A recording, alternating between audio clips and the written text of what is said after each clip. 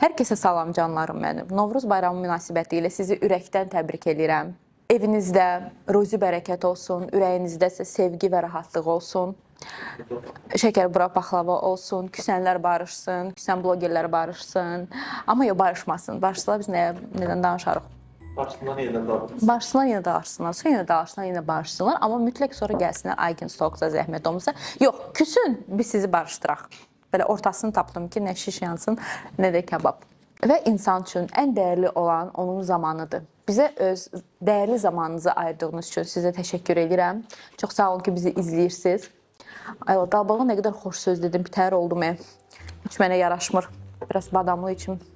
Aynur xanımla verilişdən sonra biraz elə bil ki, huzur gəlib ürəyimə, ruhuma.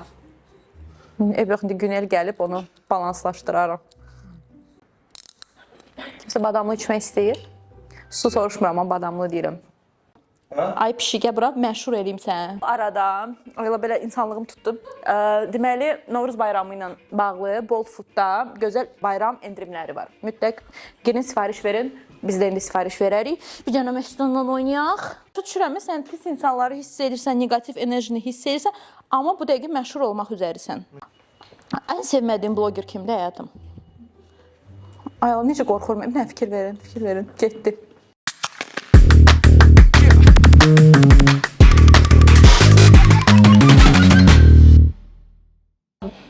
Bilirsiniz ki, mən fərqli insanları sevirəm. Heç kimi copy-paste etməyən insanları, öz tərzi olan insanları və bugünkü qonağım da məhz belə bir qonaqdır. Qarşılayın Günel Qurbanova. Bu bizim, Günel xoş gəlmisən. Biraz sənə keçim. Bu bizim Günellə ilk tanışlığımızdır. Günel, nə düşünürsən? Bacışqa olarıq səndən? Axırda görəcəyik də nə olacaq. Görək də. Sən necəsən? Belə neçə saatdan sonra bacışqa olursun? Neçə dəfə görüşmək lazımdır? 1-2 yox? Çox. Ay, yaxşı. Onu da görək də. Sənlə danışılacaq mövzumuz çoxdur. Ona görə də başlayaq birinci sualdan. Sənin şiart biznesindən danışmaq istəyərdim. Hər şey necə başladı? Biznes qurmaq ümumiyyətlə arzum idi. Ona görə yəni bir çox şeylər əl atmışdım. Yəni bir çox sferalarda özümü denəmişdim, amma hələ blogerlikdən filan çox əvvəl mənim aksesuar biznesim var idi. Bunu desən çox da deməmişəm. Wow, ekskluziv. Onlayn necə aparırdım? Necə satırdım bilmirəm, amma satırdım. Yaxşı da satırdım. Öz səhifəndə yox idi. Yox, Instagramım yox idi. İndi yadıma düşür deyəsən Facebookda satırdım da. Və yetərincə də xanım müştərilərim vardı. O vaxt xarici saytlar var idi. Oradan sifariş edirdim. Neçənci ildən söhbət gedir təqribən? Çoxdanıncı ildir, nə bilim. İnstitutda oxuyardım yəqin ki də. Yəni indi 36 yaşım varsa, Maşallah. 15 il keçibdir. Onda mənə çox maraqlı idi. Çünki onda Azərbaycanda hamı xarici saytlardan sifariş eləyə bilmirdi. Mən bilirdim. Ona görə bu bacarığımdan istifadə edirdim. O əvvəllər o çox belə bir çətin bir şeydi. Kimsə xaricdən sifariş versin. Ki, ümumiyyətlə elə saytlar var. Sonra asta-asta bilməyə başladılar. Mən də düzü oxumaq filan çox üst-üstə yığılırdı. Gördüm ki, çatdırmıram, çətindir, inkişaf eləmək lazımdır, o vaxtım yox idi filan. Oradaca saxladım, elə orada bitdi. Amma düşünmürdüm ki, illər sonra yenə aksesuar biznesinə. Sonra mənim idman zalım olub, qadın salonum olub. Çox maraqlı, onda daimi bizneslər qurmusan. Mən ümumiyyətlə daha çox biznes adamıyam. Yəni bu blogerlik filan bir qırağa, blogerlik başlamaqda da böyük məqsəd zaten biznes tərəfə yönləndirmək idi. Günel, şiart biznesində sənin şərikin var? Bacım. Bacın, nə maraqlı. Bəli, çünki mən çox üzr istəyirəm. Biz sən gülü tədiyə eləməliydik. Gəlin eləyək ki, mən gülü görməmişəm.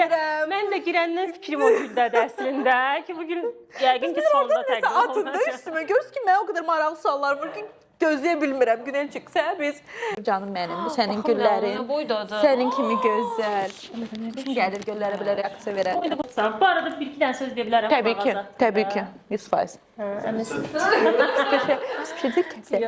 Pis olsa kəsəcəksiniz də, cavab deyir ki, yox, pis deyil. Çox mağazalardan güllər alıram. Axırıncı dəfə bu mağazadan gül göndərmişlər bacıma, mənə yox, həyat yoldaşı almışdı. Və bütün mağazaya gələn güllər içində ən uzun ömürlü 7 güldən gələn gül idi. Ondan sonra deyim ki, bizim timsalımızda daim müştəri qazanıblar. Hər birində elə belə reklam eləmirəm, amma da oradan xoşuma gəlir. Günelə zəhmət olmasa adına layiq. Fikirsiz mənə bir dənə güldən. Bəli, zəhmət olun. 2 mərtəbəli. Deməli, sən dedin şərikin bacındır. Bəs yoldaşın kömək eləyir sənə biznesinə bağlı? Yoxsa onu pulsuz işlədirsən? Pulsuz işlədirəm deyəndə ki, yəni mən də onun üçün nələrsə yəqin ki, pulsuz eləyirəm. Həyat yoldaşının sənə köməyi məncə pulla qiymətləndirilməməlidir. Yəni o mümkün də deyil pulla qiymətləndirmək. Toğrul bizə ilk zamanlar dəhşət çox kömək eləyirdi. Bu da çəkilişlərlə bağlı. Bunun çox yaxşı tərəfi var, çünki o çəkilişləri heç kim eləyə bilmirdi. Amma pis tərəfi də odur ki, o çəkilişləri heç kim eləyə bilmir hələ də və mənə indidən sonra məsələn başqa bir fotoqraflarla işləmək çox çətindir.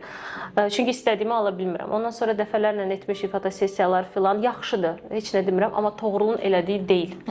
Ona görə biraz çətindir. İndi də Toğrulu tapmaq çox çətindir. Yəni onun qrafikinə düşmək, ona görə daim bağlı olursunuz da. Hər dəfə yeni kolleksiya gəlir, Toğrul, yeni kolleksiyamız gəlir, qəşəng çəkilişi, o da həvəsə, bir sən nə edəcək, belə eləyəcək, belə eləyəcək, belə yeni kolleksiya gəlir, satılır, bitir, Toğrula heç bir vaxt olmur ki, bizə bir dənə çəkiliş eləsin, amma bu dəfə söz verib. Söz verib ki, o çəkiliş eləyəcək. Bəs siz işlərinizi bacınızla necə bölürsüz? Yəni kimlə daha çox məşğuldur? Bacım daha çox onlayn tərəfindədir. Məsələn, bütün ödənişlər filan hamısı ona baxır. Daha çox hesabatlar da ona baxır. Mən daha çox PR tərəfindəyəm. Yəni brendin tanınması, brendin reklamı. Mən demək olar ki, hər gün mağazada oluram, gələn müştərilərlə danışıram. Yəni PR tərəfi daha çox məndədir, amma kolleksiya seçimi hər ikimiz. Yəni kolleksiya seçimidir, yeni kolleksiyanın təqdimatıdır. Belə şeylərdə heç birimiz tək qərar qəbul eləmirik. Mütləq oturuq bir yerdə moodboard yaradırıq, moodboard üzərindən düşünürük necə eləyək, necə eləmək. Amma məsələn o nəsə planlamışıqsa bir çəkiliş falan, onun həyata keçməsi, realizasiyası mənim üzərimdədir. Çünki bütün çəkilişləri mən planlayıram. Bəs çətin deyil bacı ilə iş görmək, vəbşə qohumla, yaxın adamla? Yox.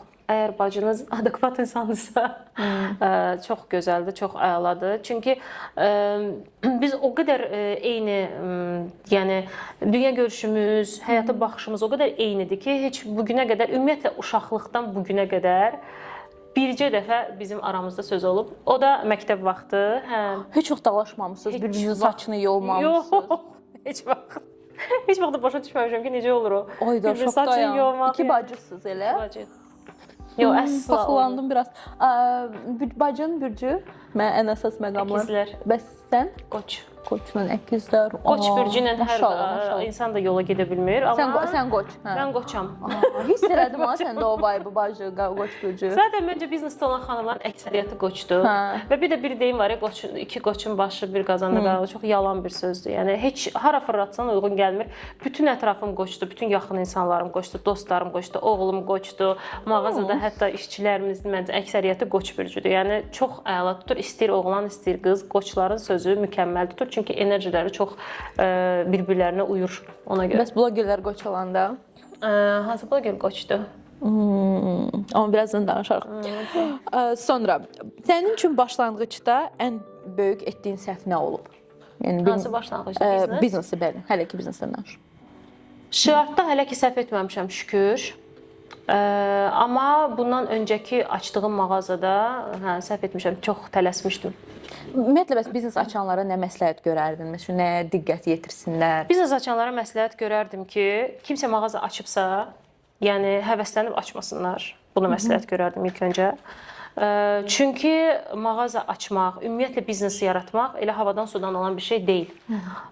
Sənin ən azı bir ilə heç olmasa bir strategiyan olmalıdır. Yəni mən bu gün açım, okey, Instagram səhifəsidirsə aça bilərsən, alınmaz, bağlayarsan. Amma məsələn blogersənsə mən təklif eləyərdim ki, dəfələrlə düşün. Dəfələrlə düşün ki, bu səndə alınacaq, alınmayacaq. Məsəl üçün, yəni kimdəsə görüm, həvəsə düşüm, qaçım, onu edim, yox. Bu adi insanlara da aiddir, blogerlərə də. Adi insan deyəndə bir şey qəribə olurum, sanki blogerlər qeyri-adidir. Yəni bloger olmayan insanlara da aiddir və sosial həyata aktiv olan insanlara da aiddir. Çünki hər insan brendin, məsələn, hər hansı bir brend yaradıb, hər hansı bir səhifə açıb, onu bağlayandan sonra özündə güc tapıb ikinci bir addımı ata bilmir. Və bu da insanları dala salır. Qorxur ki, bir də alınmaz və bir də heç nə etmə. Ona çox güclü insan olmalıdır ki, vecin. Məsələn, mən bu günə qədər açdığım işlərimin için deyəcəyiz bu qədər brend açmısan da, hamısı da alınıb. Bağlama səbəbləri fərqli olub. Bəziləri ailə daxili səbəblər olub. Məsələn, mənim idman zalım oldu. Mənim atam o vaxt o qədər dəstəkləmirdi və çox şey eləyirdi ki, sənin bütün fikrin ora gedir, sən oxumalısan, filan beş məkan. Məsələn, orada çox söz-söhbət olurdu. Sonda baxmayaraq ki, anam çox kömək eləyirdi o biznesdə. Sonra düşündü ki, okey, tamam bağlayaq da. Çünki doğrudan məni çox tələb eləyirdi. Oxumağa heç vaxtım qalmırdı. Mən də Aviasiya Akademiyasında oxumuşam və o qədər sevərək o akademiyaya daxil olmuşam. Yəni oxumağa da çox həvəsli idim. Hətta ikinci təhsilimi də aviasiya üzrə almışam. Fakultetin nədir, bəs nə üzrə? Birinci menecment idi, ikinci daha çox texnik idi. Ay, belə formada gedirdin, gəlirdin dərsə? Ayda yaraşar sənə. Hə, formada gedib gəlirdi. İnsan bir yerə kimi yaraşır. Yəni bir ildən sonra xanımsan, istəyirsən gözəl geyinəsən, nəsə göstərəsən, amma oranın da daxili qanunları var və çox gözəl əslində qanunlardır. Formada və əlbəttə ətrafdan bizə baxan digər tələbələr həmişə belə diqqətimi cəlb eləyirdi. Biz formada və o vaxt hələ bəzən belə nələrsə eləyə bilirdik. Məsələn, biraz fərqli köynə, amma indi bilirəm ki, qayda qanun daha ciddidir və ümumiyyətlə, yəni nə tələb olunur, elə deyinib gedirlər. Yəni belə baxmayaraq ki, 2 aylı təhsilim var və 13 il aviasiya sferasında işləmişəm. Nəsə bloqinq belə dedik, hər şey bir qırağa çəkdi də. Bəs gün ərzində nə qədər vaxt bu mağazada keçirirsən? Hər gün gedirsən, yoxsa necə yəni? Çalışıram hər gün İdarə gedim. edirsən. Hə, hər gün getməyə çalışıram. Çünki bu dəqiqə əsas işim və əsas yəni diqqətim, fokusum o mağazadadır. Çünki planlarımız genişdir. Onlara çatmaq üçün bir il vaxt qoymuşam özümə və bir ilin tamam olmağına bir neçə ay qalıb. Ona görə inşallah görək ki, çatarıq o dediyim bir məbləğlər var, qoyduğum bir məqsədim var. Ona inşallah ki, çatarıq. Plus minus 2 ay vermişəm. İnşallah. Özümə ki, yəni maksimum 2 ayım var ondan sonra. Hər gün gedirəm, çünki biznes mütləq səni tələb eləyir. Birinci mağazanı bağlamağın da səbəblərindən biri bu idi ki, mən işləyirdim və ancaq saat 7 üçün gəlib mağazaya çatırdım. Mağazada 8-də bağlanırdı. Heç nəyi kontrol eləyə bilmirdim, heç harda iştirak eləyə bilmirdim, PR-ını yaxşı eləyə bilmirdim. Çox mənasız storylər silsiləsi alınırdı, belə gəlin bunu alın kimi, bu qiymətədir kimi. Yəni çox tez idi də, doğrudan da açmamalıydım o halda o mağazanı. Amma o mağazanı açmağına belə şəhərin mərkəzində olmağına belə, yəni hamısına rağmen ziyana getmədim. Yəni mağazanı necə açdımsa, eləcə də bağladım və bütün qoyduğum məbləği çıxardaraq bağladım. Nə qədər zaman oldu o mağaza? 4 ay.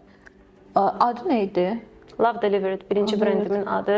Baxım vasitələri, skrablar, şamlar.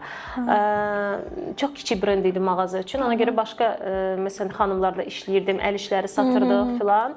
O da çox çətindir. O da məsələn daim problem olurdu. Yeni kolleksiya gətirmirdilər filan, beş məkan.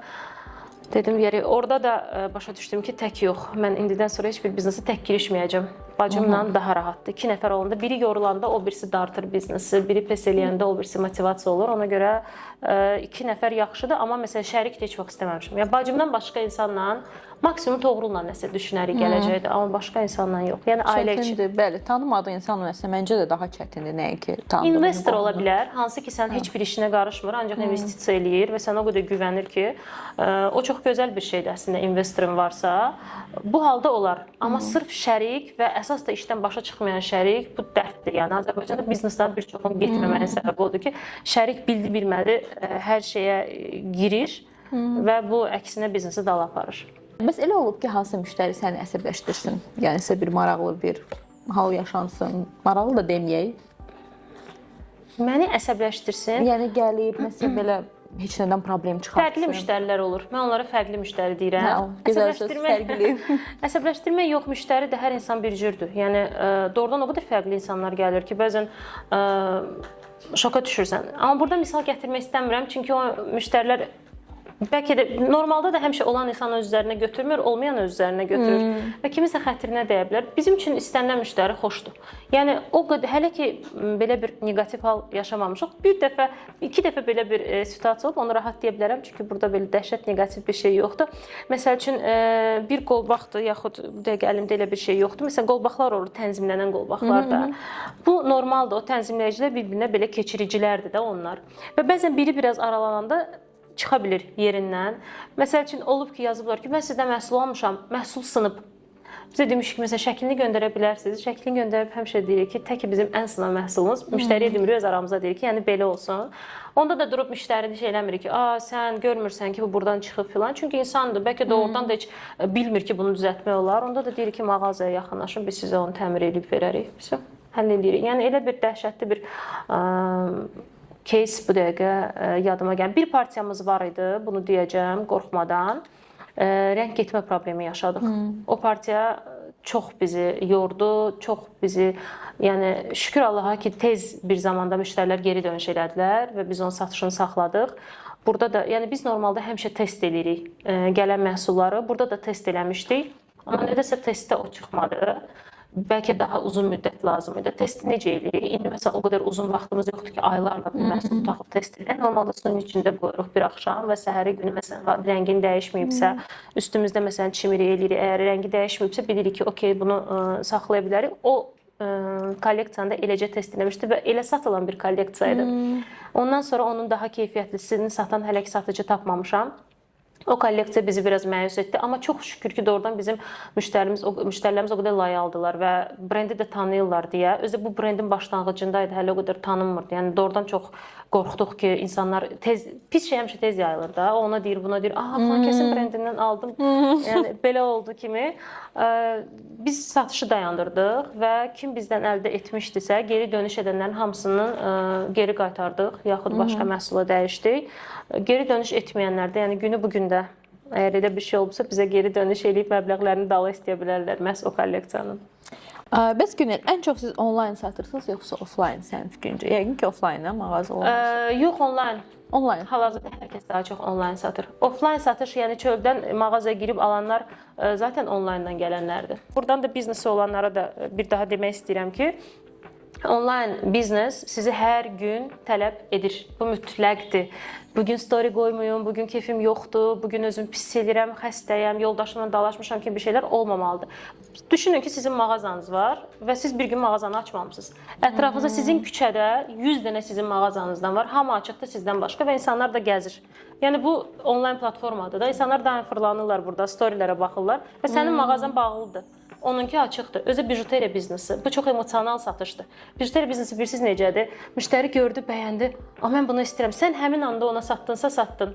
Səhər ona geri dönüş elə ki, "Salam, siz bizə yazmışdınız filan beş məkan." Heç də cavab verməyəcək. Çünki o anda o qolbağı istəyirdi. İndi istəmir ya da başqa yerdən gördü, aldı. Özdə qadınlar. Biz anında aldıqsa aldıq, almadıqsa sonra gözünüzdən Bir də hiss olunur ki, əsl belə business woman deyə professionaldır, hər şeyi araşdırırsan. Sən turizm biznesi kimi bizneslərə girişmərəm. Bunlarda daha çək yüksəkdir. Bunlarda satış tamam başqa prinsip üzərindən qurulub. Yəni bunu demərəm, amma hal-hazırki dövrdə müştəri insan Instagrama niyə girir? Tez cavab alsın və əylənsin. Bəli. Və onu ona verməlisən. Həm kontentin əyləncəli olmalıdır, əyləncəli və satış yönümlü. Bir də sualına tez cavab verməlisən. İndi bəziləri yazacaq ki, sizə yazmışıq, cavab verməlisə, bizdə bayram ərəfəsində olur. Bunu heç cür artıq kontrol edə bilmirik. O qədər böyük, yəni axın olur ki, yəni mümkün deyil anında cavab vermək. Bəs Günel, blogerlərlə reklam əməkdaşlıqların olur yoxsa yox həmkarları ilə? Və səncə nə dərəcədə effektivdir blogerlərin reklamı? Kim ki deyirsə ki, bloger reklamı effektiv deyil, bloger reklamından hal-hazırda uzaqlaşın, bu dəbdən düşür, filan beş məkan. Heç razı deyiləm. Ən azından Azərbaycanda razı deyiləm. Bizdə hər şey bir tık gec inkişaf eləyir.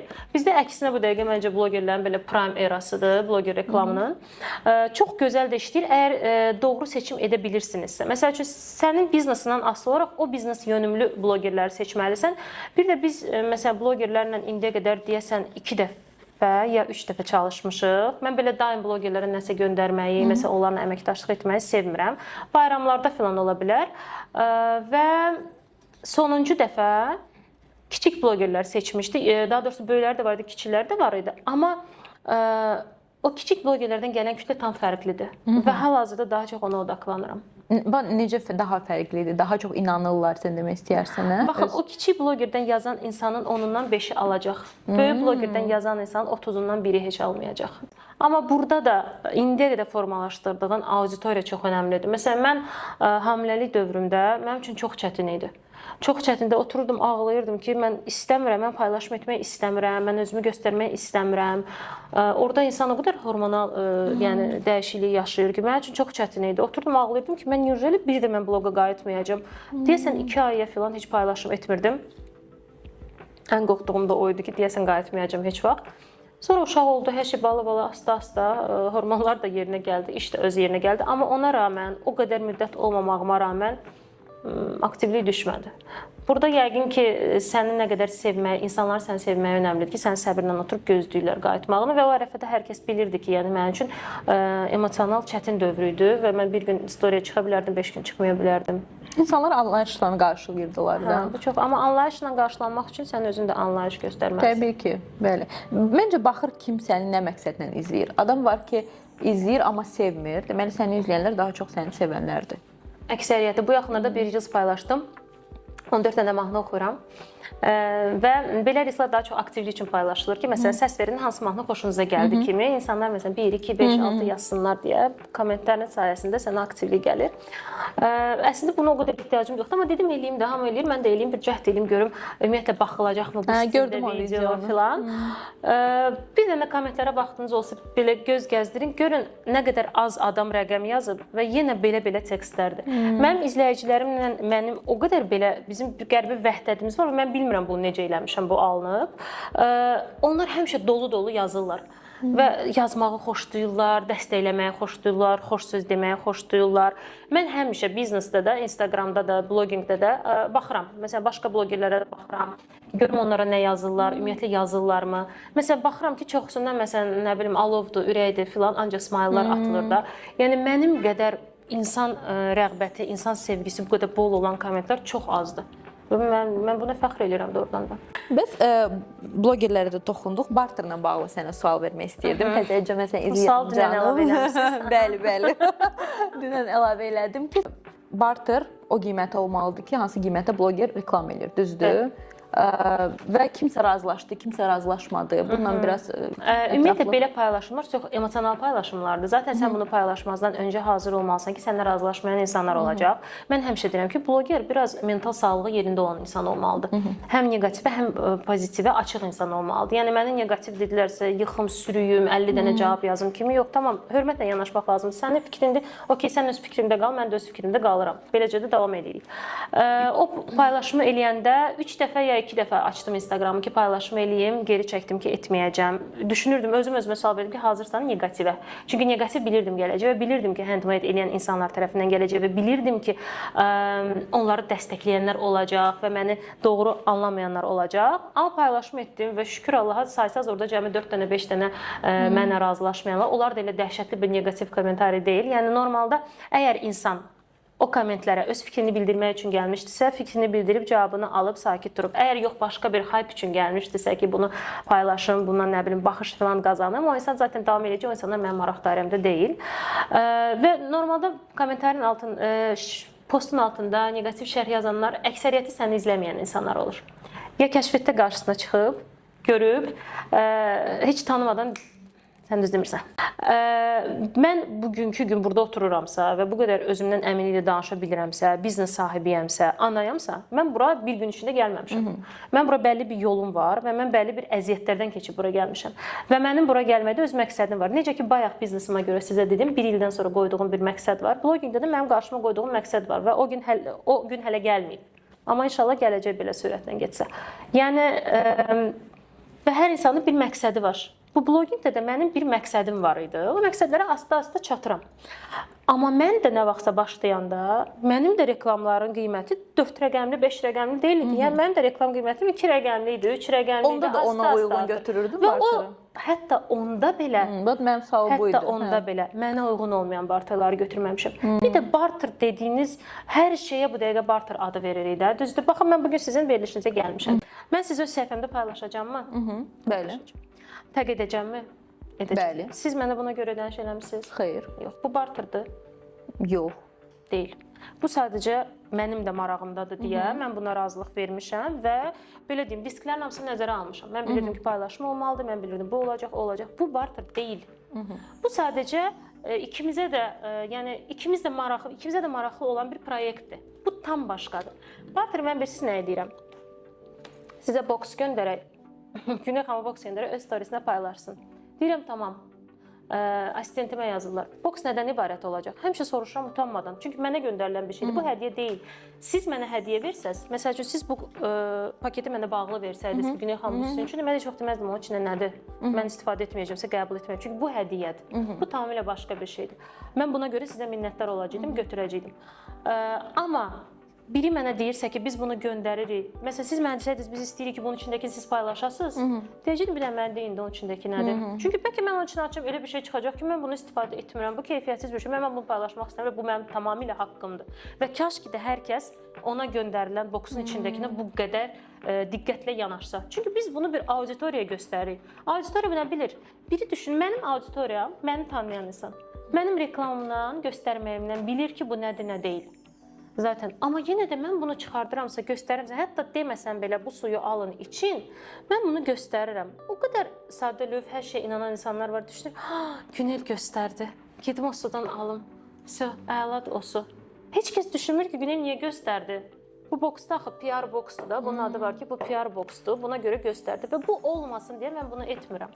Əgər mən qəbul edirəmsə, doğrudan da istəyirəm. Bu yaxınlarda bir brend yazıb, adını deməyəcəm.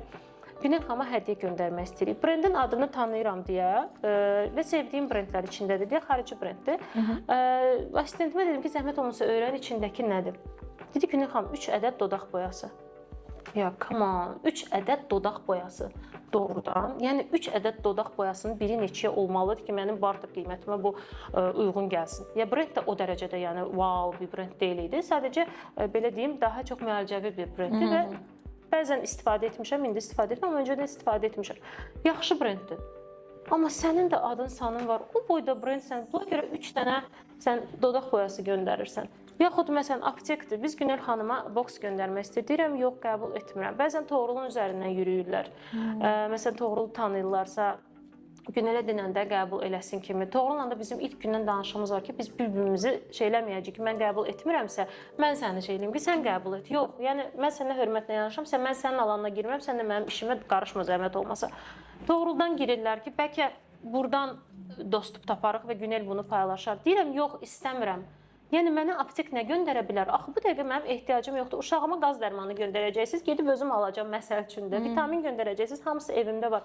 Sonra başqa blogerlərdə baxıram, maraqlıdır axı içindəki nədir? Baxıram, deyirəm, mən nə yaxşı qəbul etmədim. Mən nə yaxşı qəbul etmədim. Sən hər şeyə tam professional yanaşırsan. Tam professional, çünki bloqinq bunun tələbi, bu işdir. Bu sadəcə səhifə açmışam, belə gözəl həyatımı göstərim deyil. Bu işdir. Bu mən bilmirəm bu insanlara necə çatdırım ki, səni nə qədər insan izləyir də. Yəni bir insanın storiesinə 50 min, 100 min insan baxır. Bu birsiz nə deməkdir? Yəni heç konsert, yəni plaşatkalar bu boyda insanı yerləşdirmir də. Yəni bu birsiz nə boyda stadion adam deməkdir də. Yəni bir neçə stadion adam deməkdir ki, səni bu qədər insan izləyir. Sən bunun qarşısına çıxırsan, nəyi reklam edirsən? Ki mənə pomada göndərib, dodaq boyası göndəriblər. Yəni okey də ki, git al da bunu. Al, göstər. Mən aldıqlarımı göstərmişəm. Ki qızlar dodağımdakı məsələn üçün boya xoşlarına gəlib çox yazıblar şərhə. Yazmışam ki, xoşunuz gəlib. Məsələn, filan brendi, filan da nömrədir. Bu reklam deyil, insanlara maraqlıdır, soruşur. Amma mən izləyən insana maraqlıdır, aptek mənə göndərib, yaxud nə bilim 3 dənə dodaq boyası göndəriblər. Və dodaq boyaları rəngi heç mən istifadə etdiyim bir rəng deyil. Yəni çox olub, kosmetik brendlər olub aylarla işlədiyimiz. Aylarla işləmişik, hər ay göndəriblər. A, qurban olum, bir yerə kimi.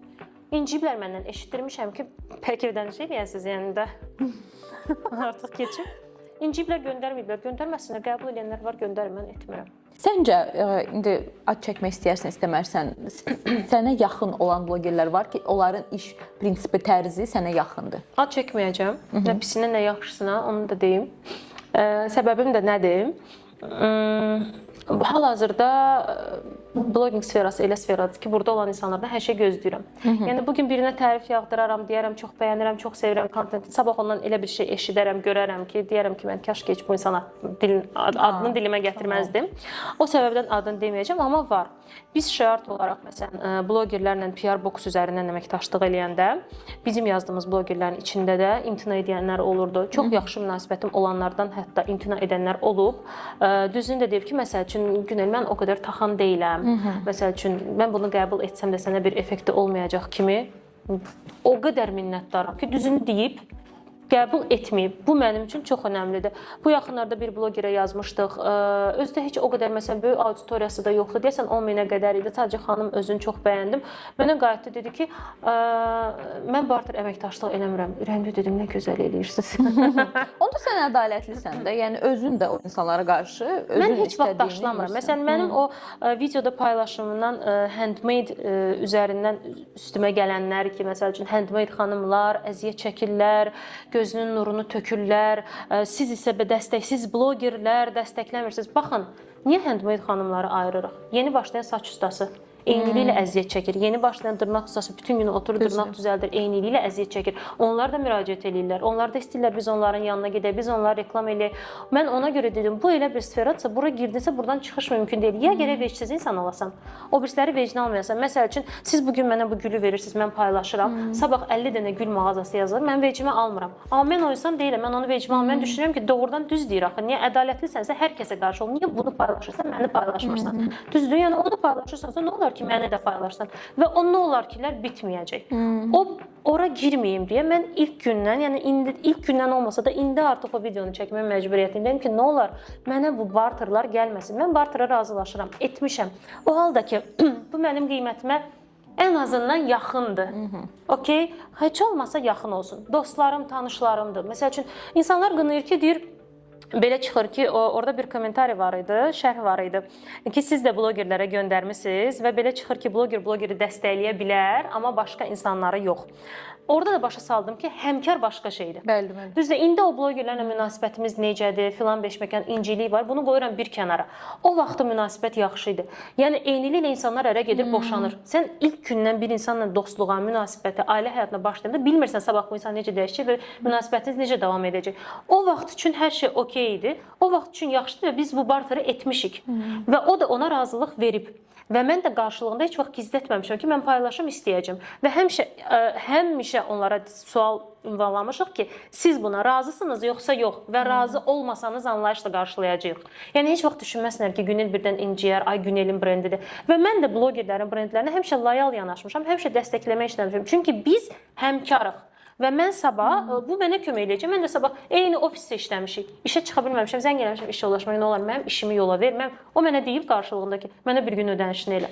Yox, çünki biz həmkar, onda biz insanları ayırmayaq.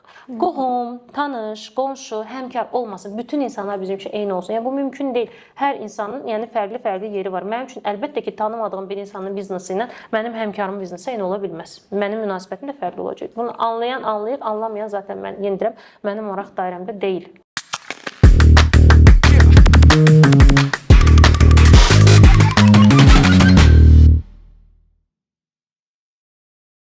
Günel, yasaq elma oyununu oynayırıq. Sən sonda seçməlisən, kimlə səhər yeməyinə gedərdin? Yəni bu kimisə sevirsən, sevmirsən demək deyil də, o demək deyil də. Yəni deməkdir ki, səhər yeməyinə kimlə gedərdin? Tamam, getdik bir-bir. Həcər yoxsa Səbi? Heç biri. Çünki heç birinə şəxs tanışlığım yoxdur. Bəs məsəl üçün heç olmasa belə aurasından, yahud belə...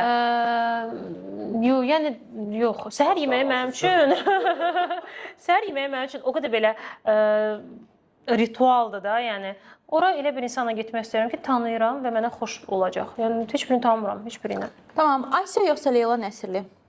Çox oyunlarımı dəyişdi ya, qayda olun. Neyse, Asiya yoxsa Leyla Nəsirli? Yenə ac qalacaqdı.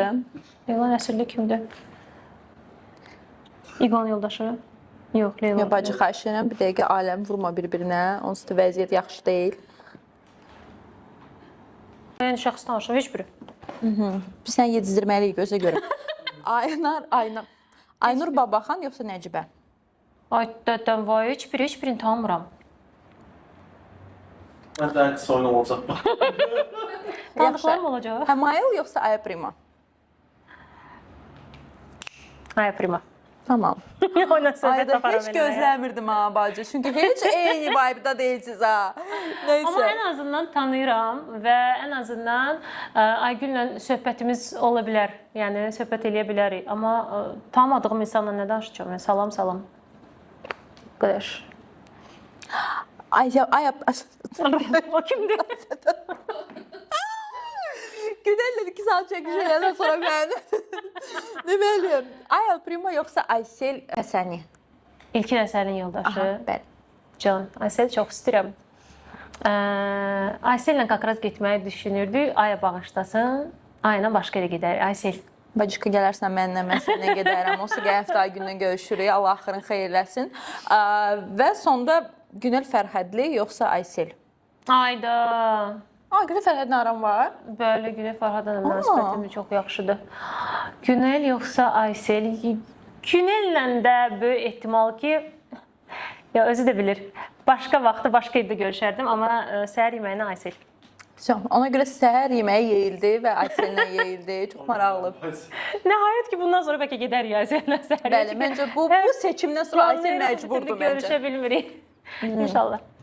Maşallah, necə aran hamı ilə yaxşıdır. Ay, mükəmməl. Ay, necə istəkçil bir qızsan. Mən zaten düşünürəm ki, hər yerdə olmaq məcburiyyətində deyilsən. Yəni və hər kurğuda da olmaq məcburiyyətində O da deyilsən. yaxşı deyil əslində hər yerdə olmaq. Niyə? Niyə hər yerdə olasan da? Biraz yaxşı. adamın duruşu olsun. Belə sən gələndə hamı desin, "Falan kəs gəldi." Yoxsa tədbirlərə getməyin artıq. Bəli. Hə, başqa o sən. Sən demə asandır bacı sən. Maşallah, maşallah. Nəysə. Keçək bizim səmimi söhbətlərə. Getdik.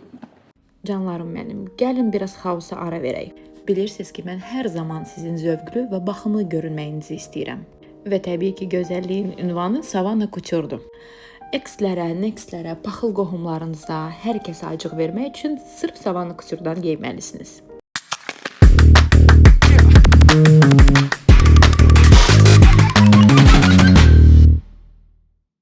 Çünki çox bu dəqiqə çox şey gəl. Səsimiz yazılır Rəvan.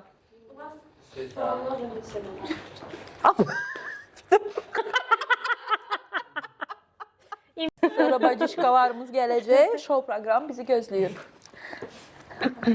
Məncə var. Yerə düşmən ayaqlarım düşmürəm. Əla, çox gözəl. Aşağıda günə bu lampa düşür də, hə? Çox dəhşət. Günel, doğrudan da əlin dəymişdi. Doğrudan da əlim dəymişdi. Hə, bilərək silmişdim. Yəni özüm silmişəm. Orada da qeyd elədim ki, suallar mən ümumiyyətlə çox nadir hallarda sual-cavab pəncərəsini açıram. Çünki sual dəhşət çox gəlir. Onu siləndə bütün sualların silinəcəyi, bütün cavabların silinəcəyi nəzərə almamışdım. Bütün sualların silinəcəyi düşünmüşdüm. Yəni indidən sonra gələn suallar hələ 24 saat tamam olmağı da çox var. Dedim, o qədər sual gələcək ki, qoy silim, sual gəlməsin, ancaq cavablar qalsın. Sildim, hamısı silindi. Silindi, əlbəttə ki, istədiyim halda girib necəsə var Instagramda o funksiya ki, yenidən bütün storyləri geri qaytara bilirsən. Qaytarmadım. Düşünmədim ki, orada elə bir mövzu var ki, yəni ona görə mən o sualları geri qaytarmalıyam da. Mən o zaman, o vaxtı heç vaxt düşünməzdim ki, birinci verdiyim sualın cavabı bu qədər olaylı olar. Ona görə heç qaytarmadım. Yəni bu qədər. Orada qeyri-adi bir şey, baş verən bir şey yox. Sənin fikrin digər həmkarlarına üst-üstə düşməyə bilər. Bu da çox normaldır. Amma biraz sərt olmadı mı səncə? Yox, olmadı. Sənin çox gözəl oldu. Ki, yaltaq biraz. Yox. Baxın. Siz də düz anlamamısınız.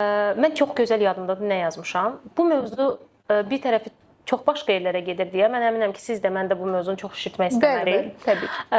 Birincisi silmə səbəbim özüm bilərəkdən silmədim. Mənə heç yerdən nə zəng gəlməyib, nə məni heç kəs qorxutmayıb, nə mənə heç kəs heç nə deməyib. Bugünə qədər Instagramda paylaşdığım heç bir yəni kontentə görə mənə heç vaxt heç kəs heç nə deməyib.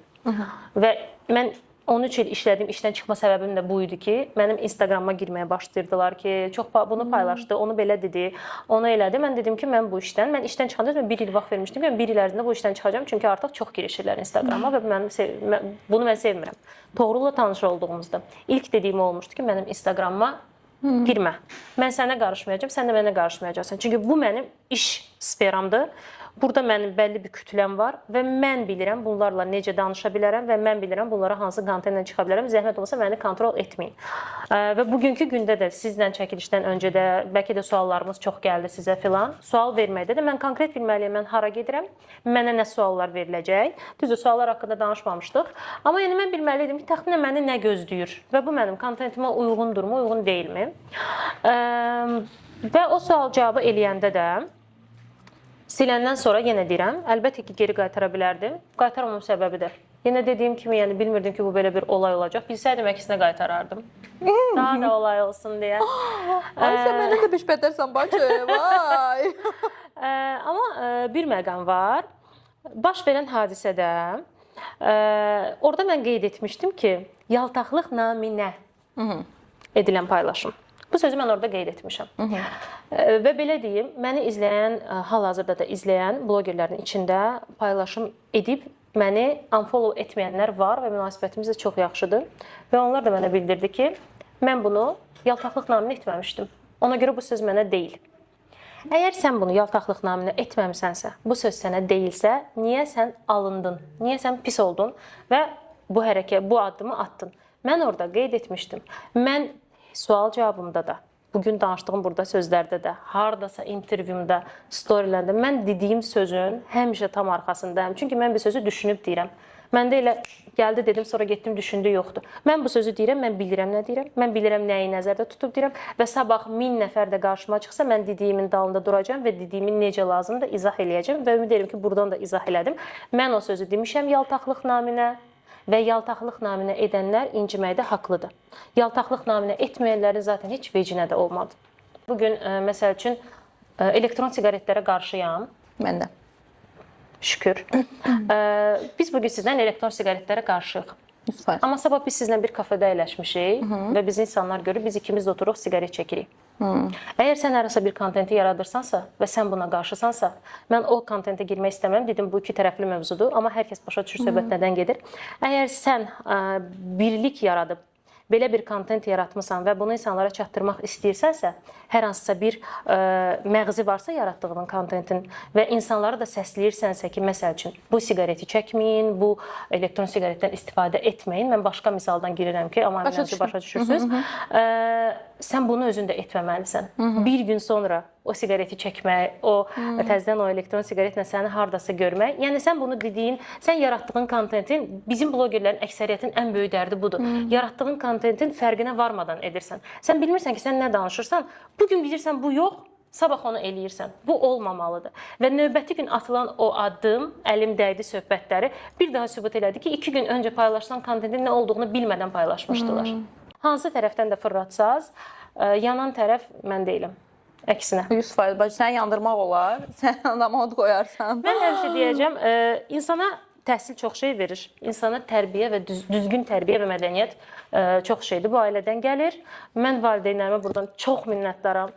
Bizi vaxtıkən düzgün tərbiyə elədiklərinə görə, bizim təhsilimizə doğrudan çox zaman ayırdıqlarına görə çox minnətdaram. Və bu mənim hal-hazırda bloqinq həyatımda çox böyük rol oynadı. Bir ara belə bir şey var idi. Düşünürdülər ki, məsəl üçün təhsili olmayan qızlar modelliyə gedir kimi də. Və indi də çox qəribə bir fikir var ki, özünü heç harda təsdiq etməyən insan blogerliyə gedir. Amma elə deyil.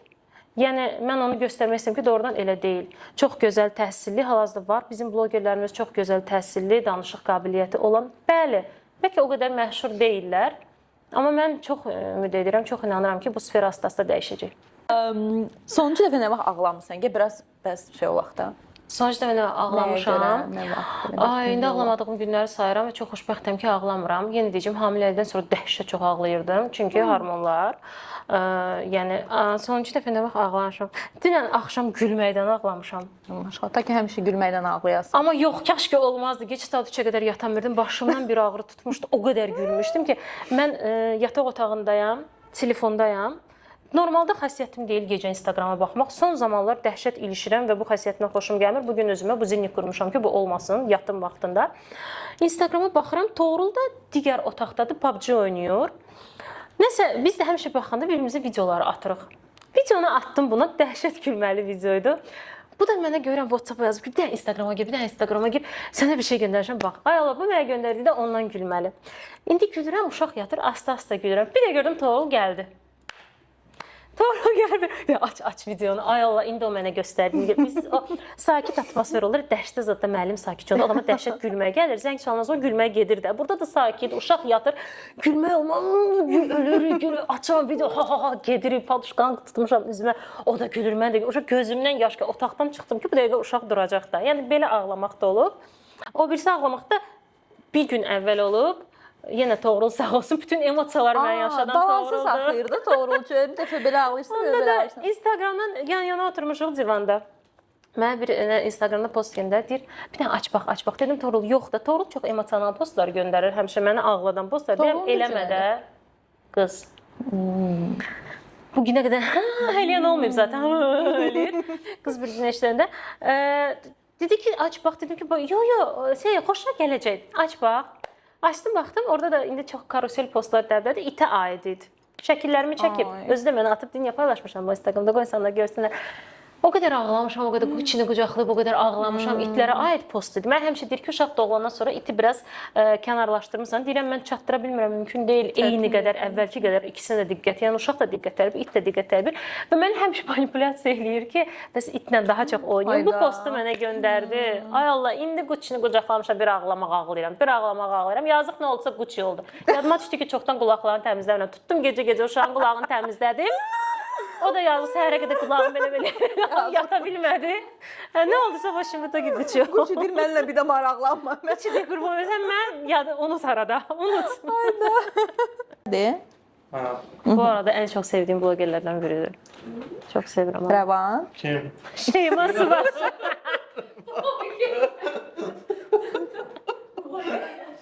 Rəvanın morning rutinlərindən elə xoşum gəlir. Rəvan. Bir şey yok dikkatiye. Sadece işte yuxudan durur.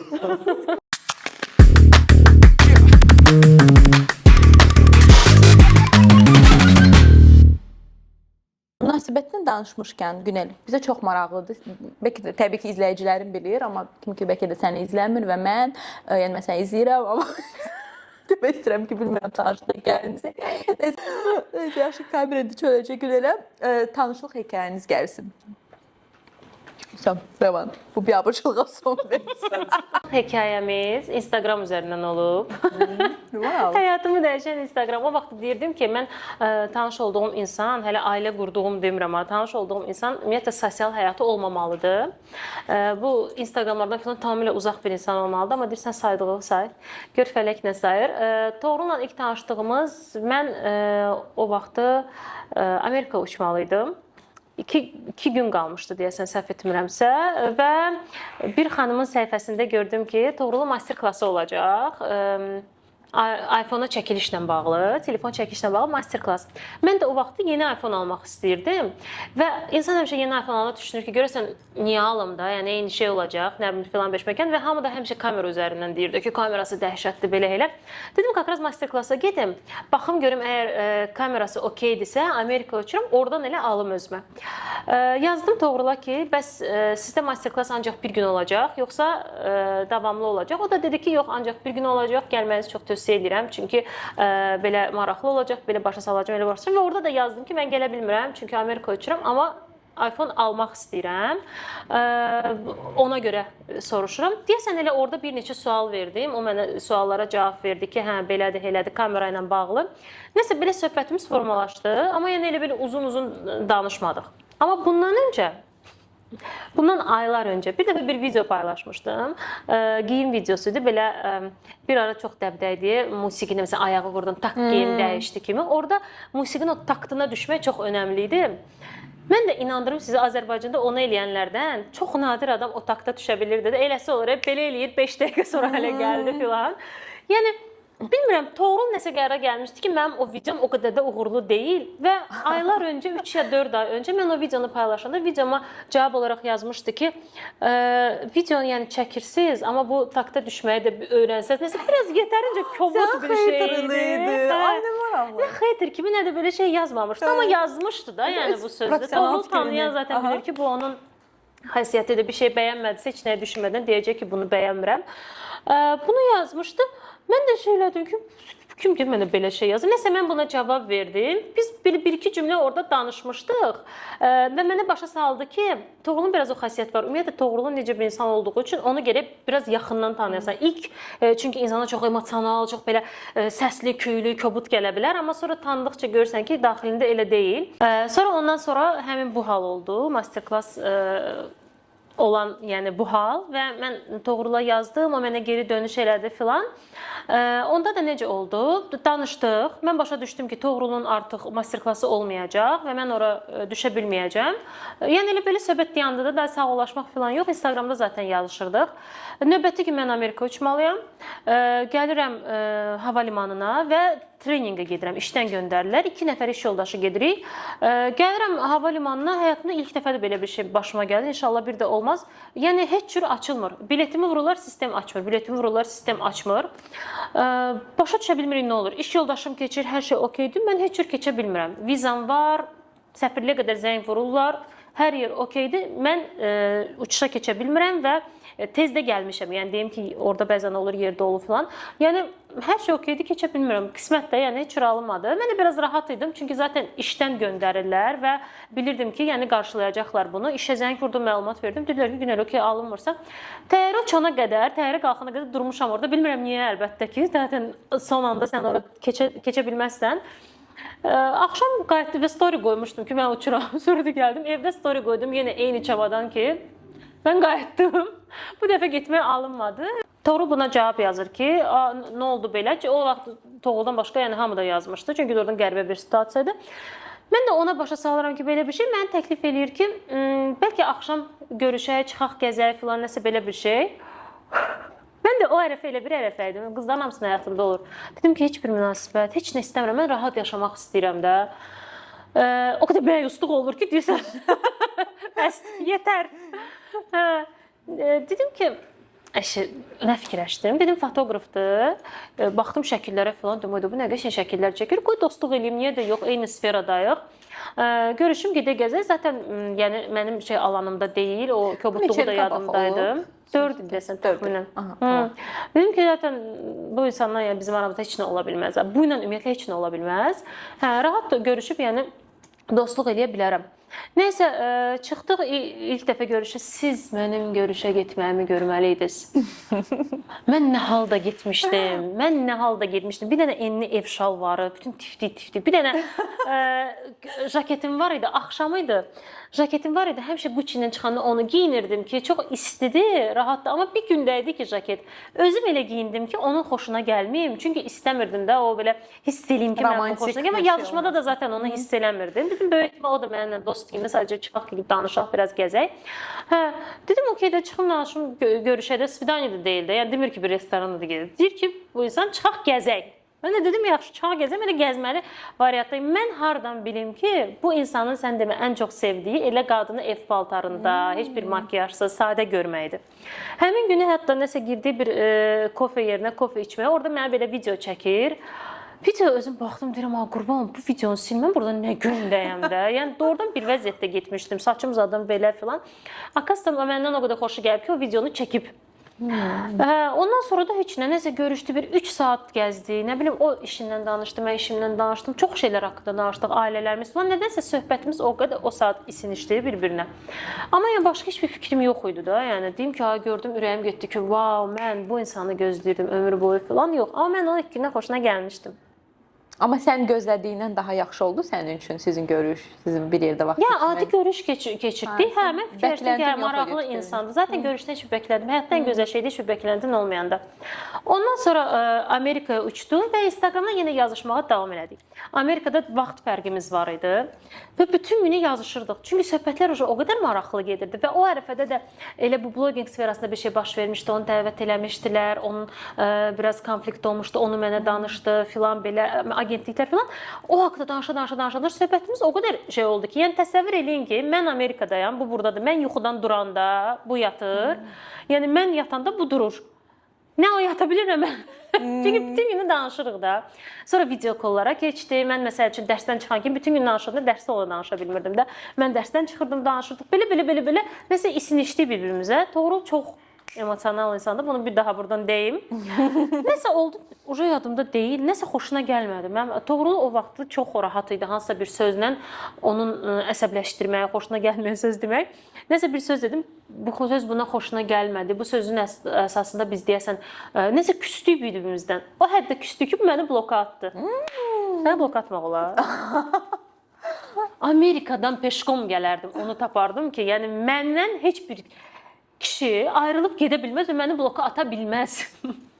çox Siz uzun ego. münasibətdə idiniz. O vaxt elə idi. O vaxt 4 il keçib düzdür, elə çox müddət deyil, amma insan gün və gün dəyişir Təbii də. ki, Yəni o vaxt çox egolu insan idim doğrudan. İndi heç vecim olmaz da. Yəni blok atmısan nəsə. Yəni əgər indi ailə həyatı olmasa, münasibətdə olsaydım, nə istəsə elə. İndi çox vecsiz insan olmuşam. O vaxt elə deyil idim. Dedim ki, məni blok atma, nəsə WhatsApp-da blok atmışdı deyəsən. Buna Instagram-dan yazdım. Nəsə belə barışdıq. Barışdıq və barışmanın da yeganə məqsədi o idi ki, mən onu blok atacağım da. Yəni sən mən blok atım. Tam bir qoç qadını, hə. Amma sonra Bakıya qaydanda belə bir hal, düzdür, orada danışanda da səmimiyyətini görürdüm. Mən insanlarda səmimiyyət hər şeydən çox qiymətləndim. Çox səmimi danışırdı. Hər şey necə var deyirdi. İstər ailəsinə aid, istər həyatına aid. Yəni o tərəfi çox xoşuma gəlirdi ki, bu insan nə var odur, emosionaldır, hirslidir. Doğru, mən həmişə onu deyirəm. Necə ki, məsələn, hirslənəndə, biz sözlərimiz üst-üstə gəlməyəndə, məsəl üçün, emosiyalı onu göstərə bilir, sevgidə də o qədər emosiyalı göstərir. Məsələn, mən onun qədər sevgimi göstərə bilmirəm. O bizə tam başqadır və ona görə o həmişə elə düşünür ki, o məni daha çox sevir, mən onu daha az sevirəm, bu spor ömür boyu davam eləyir. Sadəcə mən biraz başqa tip insanım, o başqa tip insandır. Mən Bakıya qaydanda məni qarşılamağa gəlirdi və biz də o vaxtım, bizim uçuş vaxtımız tam bəlli deyil idi. Çünki biz adi sərnişin təyyarəsinə gəlmirdik falan, başqa bir momentlər var idi. Biz və o təyyarələrin vaxtı fərqli ola bilir. 2 saat gecikməklə gəldik. 2 mi ya 4 mi saat gecikməklə gəldik. Torunu mən deməmişdi gələcək məni qarşılamağa. Mən gəlib ağlamasam yaxşıdır. Ay Allah. Mən gəlib hava limanına çatanda gördüm ki, mənə şəkil atıb hava limanından ki, mən buradayam. Və mənim həyatımda ilk dəfə idi ki, doğrudan, yəni atamdan başqa kimsə məni qarşılamağa gəldi. İstir dost olsun, istir rəfiqə filan. Yəni ailəm bunu edə bilərdi. Ailəmdən başqa heç kəs mənə qarşı bu jesti eləmir. Həm də Toğrulun vaxtında maşını var idi. Yəni heç nə də o insan durub gəlib məni qarşılamağa 4 saat mən orada gözləyib ağlamayın. Siz kişilər ağlamır. 4 saat gəlib məni orada gözləyib, o da səbrlə və ona görə çox belə şok olmuşdum və gələndə də çox pis bir hadisə yaşanmışdı işlə bağlı da. Yəni həmin gün qərar qəbul etmişdim ki, mən Instagramı seçəcəm, işdən çıxacağam. Çox belə mənə söz gəlmişdi ki, sən falan yerə getmisən, paylaşmısan, niyə bunu etmirsən falan. Çox belə xoşa gəlməz hadisə. O vaxtdan da elə o məni küstürdü. Yox, küstürdü, o ilə də bitdi. O işlə münasibət. 1 il vaxt verdim ki, mən bu işdən çıxacağam. Və Toğrul məsələn o jesti mənə çox şey gəlmişdi və gəldi məni evə qədər yola saldı, taksi ilə gəldik. Evə qədər məni yola saldı, qapıya qədər gəldi. Bu söz biraz qəribə gələ bilər, amma deyəcəm. Qapıya qədər gəldi, çamadanı evə qoydu, sağollaşdı, çıxdı, getdi. Yəni mən tək yaşayan qadınam. Təbii ki. İstər çox insan olsaydı, ən azından bir namiklik eləyərdi ki, çay içər filan. Bəlkə də məsələn siz necə deyirsiniz, sizlə münasibətdə mən hiss edirəm ki, necə insansız filan. Bəlkə də o da hiss elədi ki, o insan deyil, yəni ki, onu təklif eləyəsən filan. Amma yəni onun da məncə kişiliyi orada o idi ki, o yəni düşündü ki, mən bu insanı birinci dəfədir də biz o görüşdən sonra ilk dəfədir ki, biraz cütlük kimi görüşmüşük də, yəni və ilk görüşdən gəl çay içək kimi evinə girməyim də, yəni orada məni yola saldı, çıxdım və elə sonra çox çətin periodlar başladı. Doğrudan da biz bir-birimizə qız bürcü ilə qoç bürcü bir arada, məncə bu çox nadir hallarda olur. Çünki çox fərqli bürcülərdir və çox fərqli insanlardıq biz doğrudan da və bizim gəlib bu ailə həyatına çatana qədər o qədər perioddan keçmişik. Yəni Instagramda insanlar nə görür? Ancaq daha xoşbəxt tərəf. Hələ mən məsələn göstərirəm. Mən heç o Instagramda demirəm ki, ay biz dəhşət idi. Həmişə deyirəm, bura gələndə də siz mənə dediniz, mən dedim bu dəqiqə küsüb gəlmişəm doğrulda. Yəni zaten insanlar ikisi də yetərincə belə alovlu, enerjili insanlardırsa, orada belə düzünə münasibət olmur. Həmişə belə olur və münasibətin gözəlliyi də odur. Çünki hər belə bir şkala sənə nəyisə öyrədir və sən düşünürsən ki, aha, deməli mən bu gündən sonra bu insanın sərhədi budur, bunu etməyəcəm. O da başa düşür ki, mən də bunu deməməliyəm kimi bir şeylər.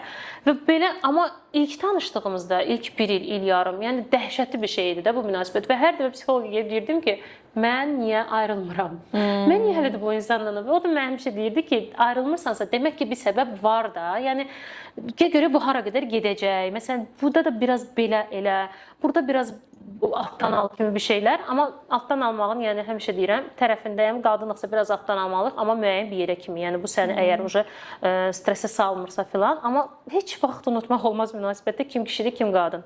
Sporumuz həmişə bunun üstündədir Toğrul'la. Çünki çox vaxt kişi yerinə belə addımlar atıram, belə şey deyirəm, həmişə mənim yerimə otuzdurur ki, Kişi mənəm, sən qadınsa, zəhmət olmasa öz yerini bil və burada başa düşmək lazım ki, doğrudan da çünki kişidən də tələblərimiz çoxdur indiki dövrdə. İstəyirik tam kişi kimi özünü göstərsin. Yəni ailədə iki kişi olmur da. Biri kişi olmalıdır və o alanı yaratmalısan ki, o tam kişiliyini göstərsin.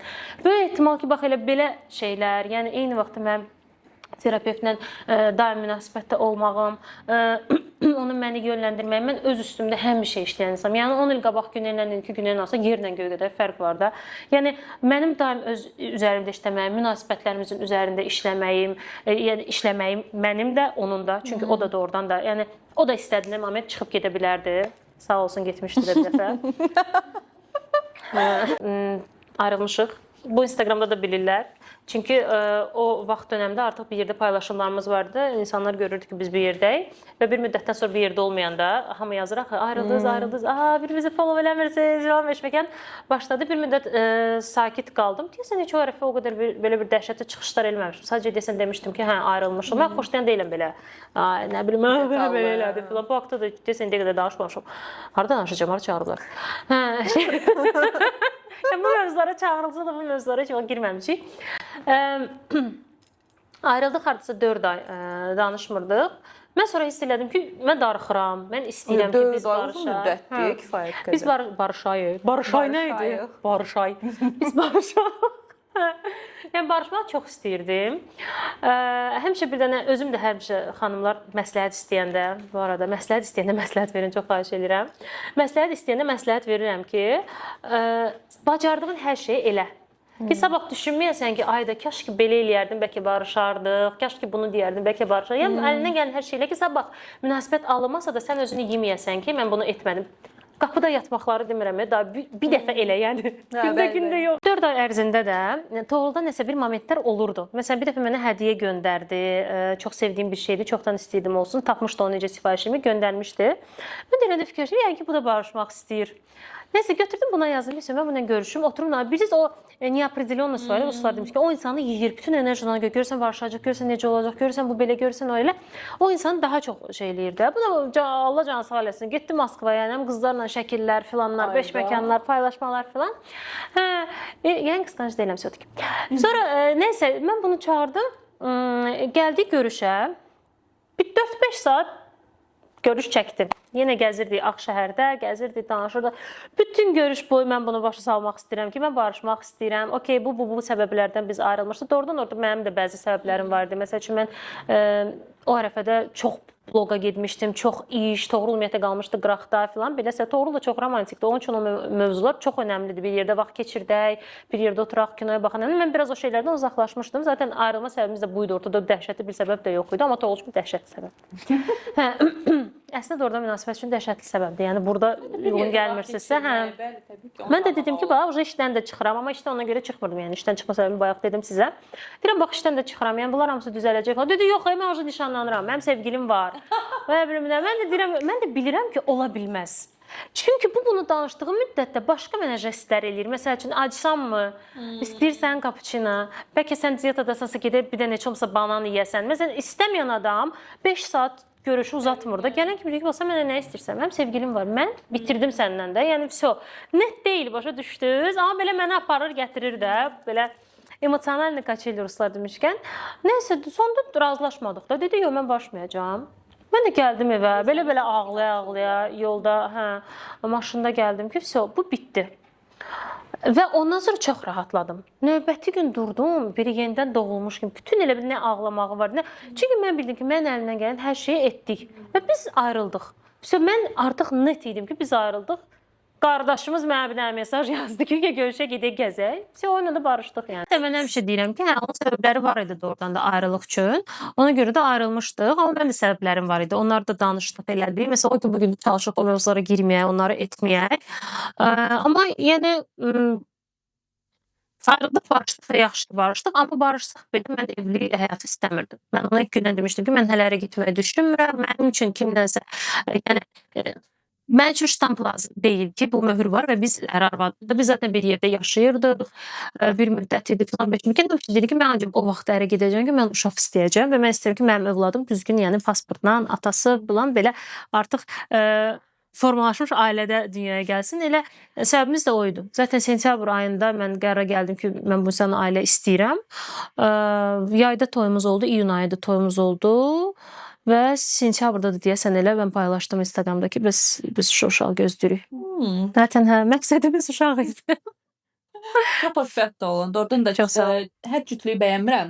Amma siz çox uyumlusunuz, çox belə eyni kafadasınız türklər demişkən. Həmişə çox xoşbəxt olun. Çox gözəl oğlunuz da var. Ben size diyeyim.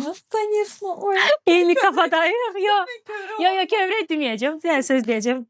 İğnəli olacaq amma deyəcəm. Baxın, eyni kafada olmaq çox önəmlidir. Görsən də Və kontentdə də bu çox önəmlidir. Hal-hazırda couple videolar çox baxış yığır deyə hər kontentə uyğun olmayan, yəni əri, necə deyim, zorla videolara soxmaq lazım deyil. Bəzən mən ərləri görürəm, çəkirlər, ürəyim ağrıyır ki. deyirlər. Ya bu insan sən niyə çəkmirsən? Bu deyil də. Məsəl üçün zarafat etmək istəyir, çox süni alınır. Yaxud məsələn ortada durub elə qız bunun başına fırlanır kimi bir kadrlar yaranır. Çox pis görünür. Yəni inandırım sizi, couple olmayan videoları da yaxşı çəkmək olar, vloqlar çəkmək olar. Övladını göstərmədən də məsələn elə övlad var ki, çəkirlər, heç sonki uşaq ağladıblar da o videonu çəkənə qədər də. Yaxud İç yazıq belə durur ki, bir dənə çəksinlər, bitsin. Yəni məcbur deyil. Sadəcə bizim ailədə belə formalaşıb ki, maşallah bu ilə studiyaya gedirik, çəkilir. Hamıdan qabaq gəlir, oturur. Çünki uşaq öyrəşib və bu bunun üçün adidir. Biz bunu zoramırıq bunu eləmək üçün. Uşaq yenəcə Camal istəmirsə, məsələn Camal zaten biz elə dəhşətli bir şeylərdə çəkmirik. Mənim Toğrul daha çox çəkir. Toğrulla da keyfimiz varsa biz oturub videonu çəkirik. Ay oradan küstük, burada məcburuq gülək. Məsələn orada bir-birimizə itin sözünü deyib buradan çıxırıq, gülürük. Yox, yəni əgər biz həmin günü keyfimiz yerində deyilsə, deyirik ki, çəkmirik bu gün.